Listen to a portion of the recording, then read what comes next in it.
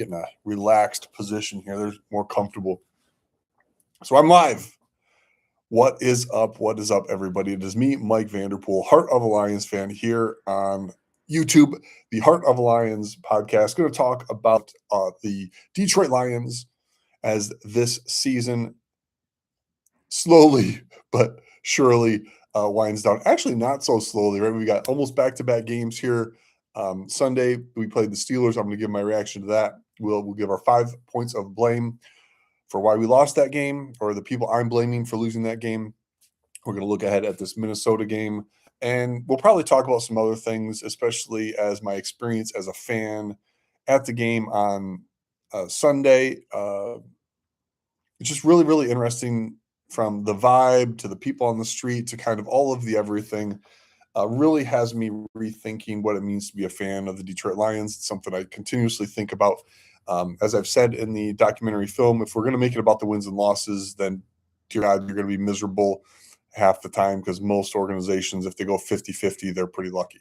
I actually did see a pretty interesting graphic. I should have grabbed it, but I didn't. Since 2010, the Detroit Lions are right in the middle of the pack when it comes to win-loss records. We actually have a better win-loss record than Green Bay and then Chicago since 2010. But I don't like living in the past. I like living in the future, looking ahead at how this team can become successful. We're not going to do that today necessarily. We're going to quick look back to Pittsburgh, and then we're going to go ahead and look ahead to Minnesota. Keep everything kind of together all in one episode. So like, subscribe, tickle that button. That'd be pretty cool, pretty cool, pretty cool. All right. I want to start by looking at one specific thing here. So I'm going to go ahead and get ready to share my screen over here. Let's go. I should have had this prepped, but you know what? I'm never fully prepped here, am I? We'll come over here and share my screen.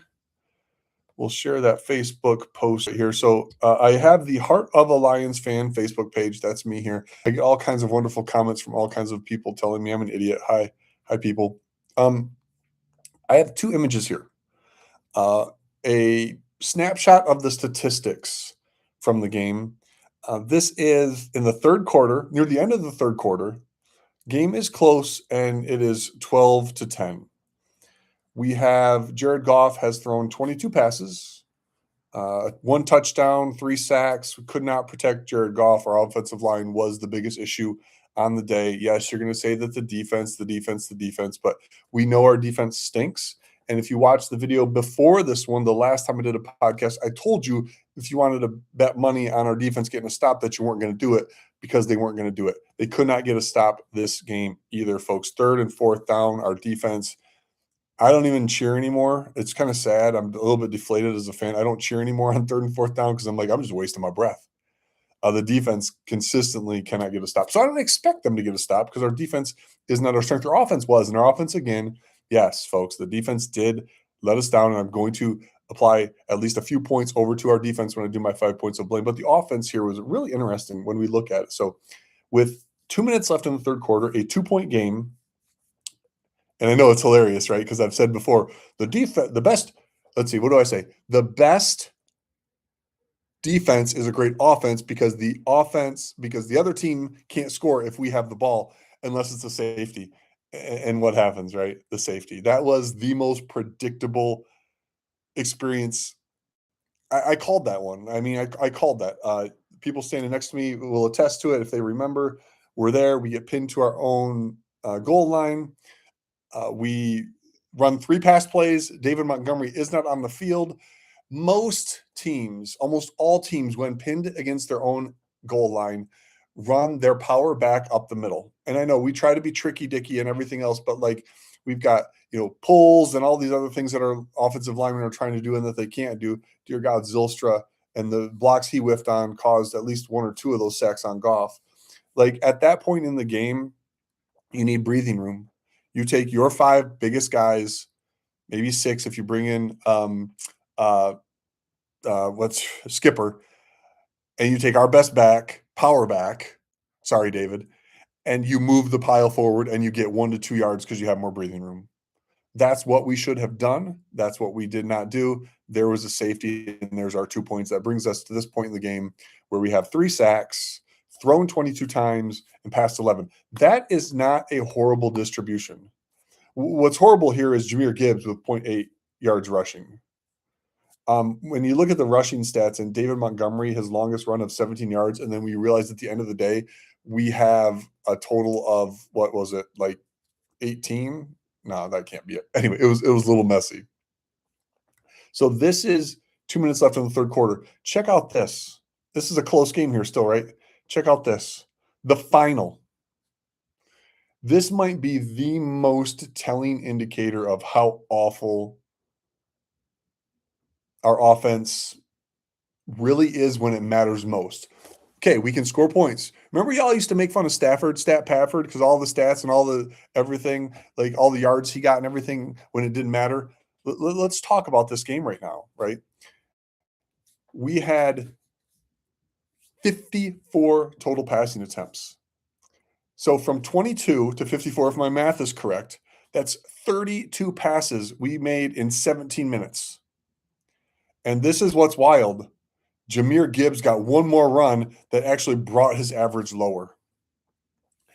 We were not out of this game.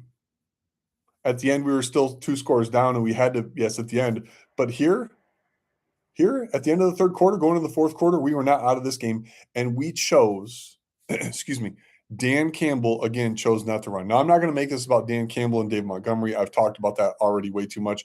But, folks, this is an abomination.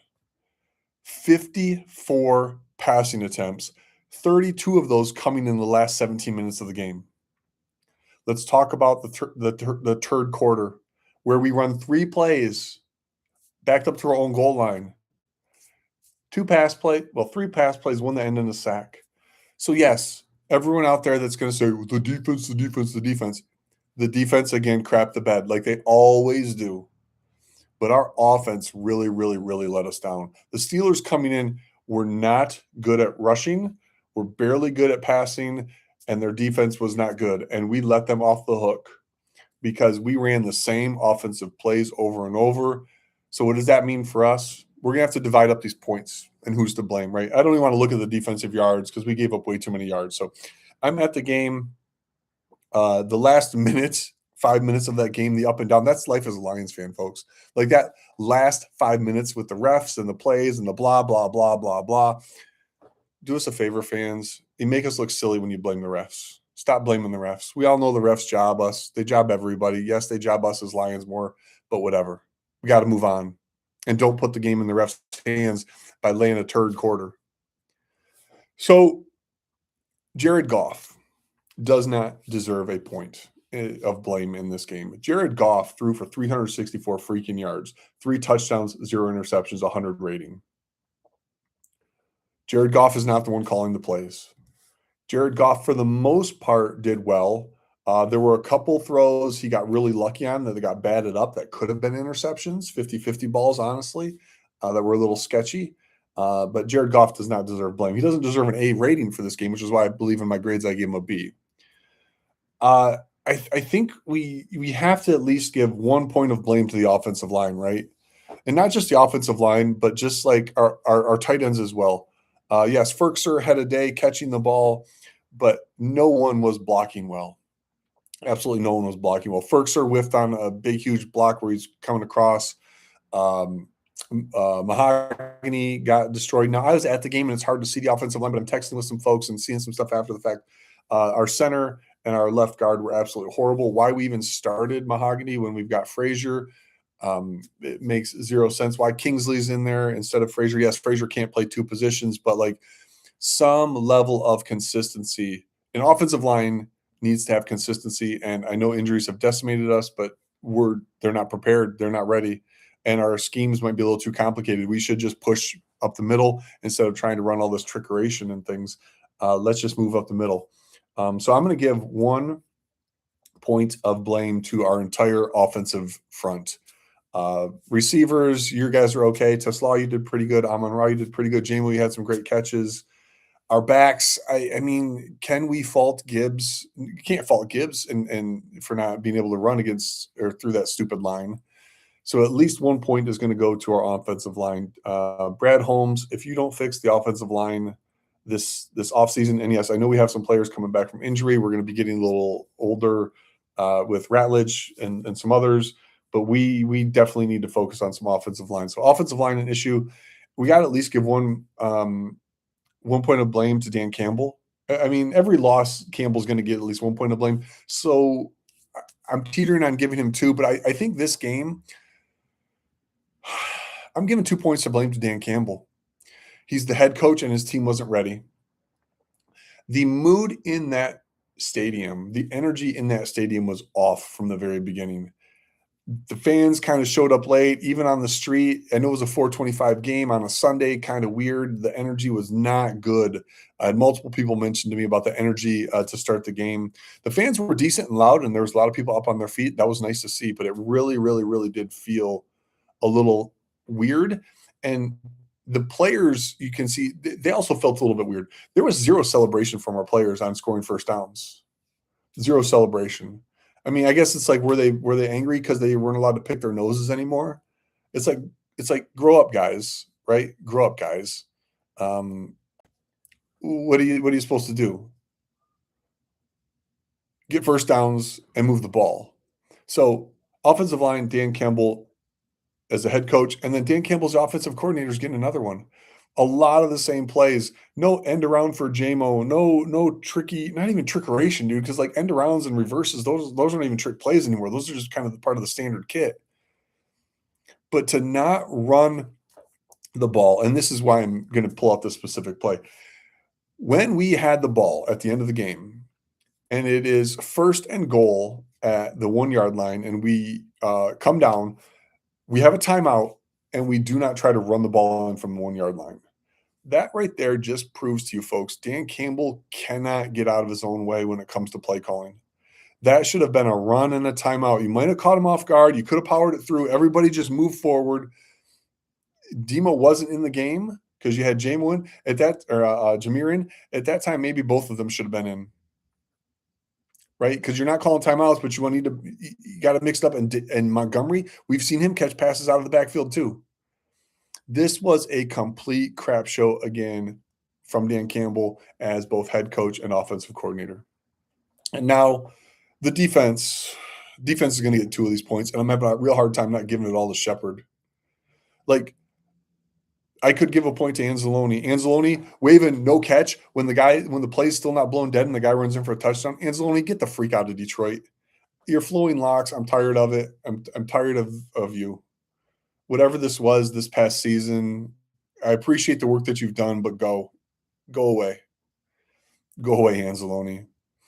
Jack Campbell, please stay forever.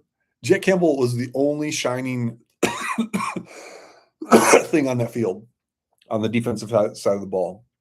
Hutch was there for a half, but then Hutch vanished again as well. I think we got to give 2 points to freaking to Kelvin Shepard. I mean, I didn't say it, but the huge show talked about at the end of the half where we're in like man coverage or something, or are we in zone or man, whatever we were in, just getting toasted. Shepard making zero adjustments, not just this past game, but the past 5 weeks.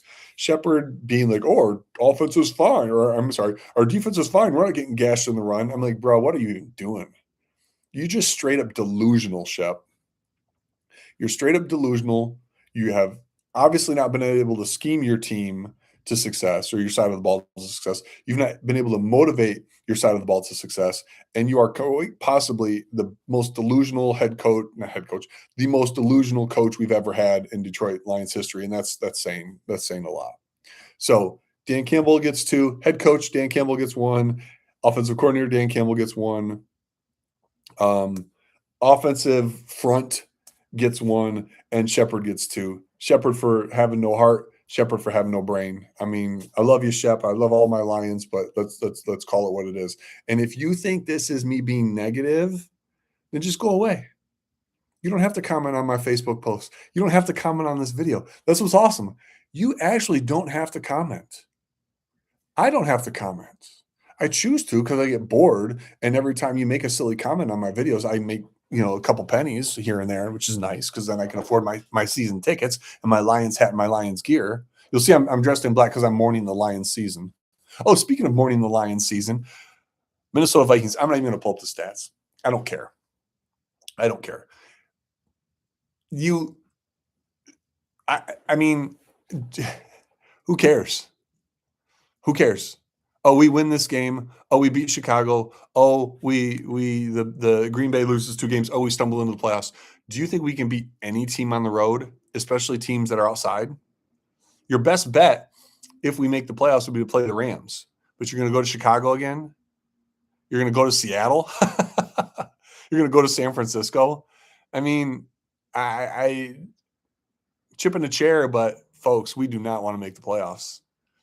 This team needs to go home and really freaking take a long, hard look in the mirror. And maybe that's what we needed. I've always said it's been Brad's ego and Dan's ego and the ego across this team. Amon Ra's ego. They're all a bunch of egotistical little, and even Goff with what he says about the fans and stuff, right? They've all got this freaking better than everybody mentality and ego. And I think it's caught up to them. You're not better than everybody. You're about to be in last place in the division if you can't beat the Minnesota Vikings. And some people go, oh, we're going to beat Minnesota. That's no problem. We said that against freaking a couple other teams this year too. Minnesota, they're on their backup quarterback. I don't even know what his name. Bro, if we're going full Lions here, Lions have been beaten by backup quarterbacks left and right throughout their history. And right now we're sliding back. This is where we're at. We are dangerously close to sliding back to those 3 letters that Dan Campbell over the past couple of years has worked, and Brad Holmes have worked really, really hard to remove from our lexicon. But if you're just going to put the same old rerun on TV for us every week, maybe that is the call sign. WSOL, Detroit. And yeah, I just said it, and maybe some people are going to come at me, but I can't believe you said SOL. Show me something different, Lions. Show me something different. Show me something other than Minnesota beating us on Thursday, which I'm going to call it a coin flip right now. They're probably going to give the points to the Lions, but this Lions team on Sunday showed up like they were ready to go home. They showed up like they were ready to go home. And it's almost like, that talk about grit and resiliency and villain and blah, blah, blah. It's just words in the air that they use when things are going well, but it's not who they are when things are going bad. And you can be, oh, they came back in that game. Great. Comebacks are awesome, but close was only whatever, horseshoes and hand grenades. But we have a real chance, folks, to go from a 15-2 team, top of the division, to a freaking last place finish in the division. You can blame injuries. I'm going to blame coaching. You can blame players. You can blame front office. But you know me, folks. I got one person I'm going to blame because the buck stops there. Rod Wood. Rod Wood, you know how I feel about you. You had an opportunity to help make the Heart of Lions fan documentary something that more people saw. You had an opportunity to help us get some cooler footage. You had an opportunity to help us with the NFL and some footage. And Rod Wood, you chose not to help Lions fans. And yeah, thanks for not raising ticket prices. But I'm still paying $30 for barely a drink. I didn't even get a buzz off that $30 2-shot drink. My wife, she's like half a drink and she gets a little tipsy and fun, but she had one and she didn't feel it either. You watering down the drinks at Ford Field? Are times that tough for the Ford family? Y'all just racking it up? I mean, I know you've got all these contracts out there that you're paying people for not performing. And they'll say Rod Wood isn't a football guy, but then why is he the president of a football team? Spielman, where you at?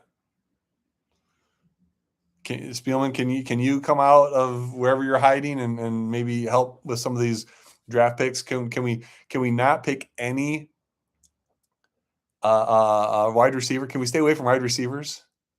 Can we stay away from broken players? Can we stop worrying about value in the draft and actually get blue chip players that can perform? Because for every Jahmyr Gibbs we got who averaged less than a yard per carry this last game, we've got players like Oh, geez, I'm drawing a blank on all the players. List all of the draft picks that Brad Holmes has missed in my comments, folks. List all the draft picks that Brad Holmes has missed in the comments. So I'm only being slightly facetious when I'm going to blame Rod Wood, although the buck stops there at the top, right? The president. But last thing I'm going to say, because talking about the Lions for 20 minutes and how awful things are right now, folks, we're blessed. We're beyond blessed. We've got a Detroit Lions team that made it to week 17 before we had to start talking about the draft. Week 16 before we got to start talking about the draft. That's a good thing. It may not be the best thing, but sometimes for us Lions fans, you take what you can get. It's an organization that has let us down again and again and again. But you know what the best part of it is? It's the fans. And this is the last thing I'm going to say. Fans, not all of you, but you'll know who you are. Fans, we have to be better as fans. We have to be better in the stands. We have to be better in the Facebook chats. We have to be better walking down the street, engaging with other people from other teams, unless they're Eagles fans. But the Pittsburgh fans, they're awesome. They're great. They travel well. They've got a great organization. They're who we should want to be. I see some of the NFC chat on Facebook and the Bears and Packers going on right now, and the vitriol and the language and everything else is ridiculous. I don't see much of that from Lions fans. I see a lot of it directed towards me, some choice words directed towards me, which is fine. But really, folks, like, it's a stupid football game that may or may not be manipulated by money and gambling.